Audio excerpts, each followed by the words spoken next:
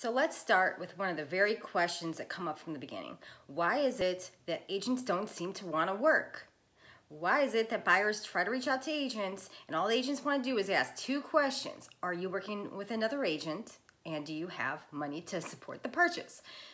And when the buyers don't want to answer those questions, the agent then doesn't respond because the buyer's not qualifying. The buyer feels like the agent's not working and they move on. And they go through this with about 10 other agents before they finally decide, okay, we really got to do something. So I wanted to explain the reasoning behind this. Number one, we're required to ask you that. So if we're not asking you that, then we're not doing our job.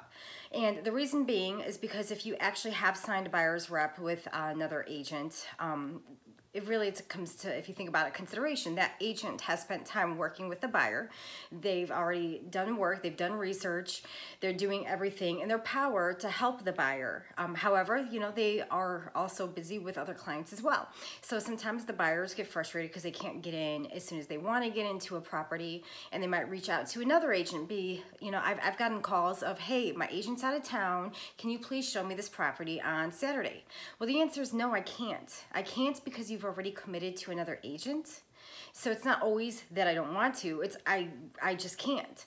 The second thing is, why would I want to? Because if you're already working with another agent and you've already committed to another agent, I would be spending my time away from my family or my other clients, using my gas money and my time to go show you something that I know that I'm not going to get the deal out of anyways. So not only is it a requirement, but it's consideration of the other agents as well. So it's not that agents don't want to work, it's that they're working smartly and they're working within their requirements as well.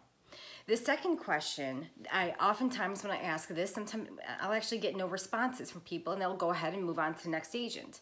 And that is, do you have a pre-qualification letter?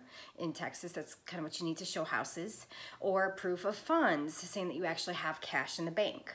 Now, the reason for these questions are because if I'm going to show you houses, especially ones that have owners residing in them, those owners are packing up their kids if they have them, dogs if they have them, they're cleaning house, they're leaving the house, and if you're not qualified to purchase, even if you love the house, you might find out you can't afford to get it. So at that point, that owner has spent all that time and effort on something that wasn't even going to produce a sale. So it's consideration as well. But if you love the house and you want to write an offer on the house, the other agent who represents the seller is going to ask, is this buyer going to be able to financially follow through on the contract? And the only way to show that is going to be through a pre-qualification letter or a proof of funds in the state of Texas.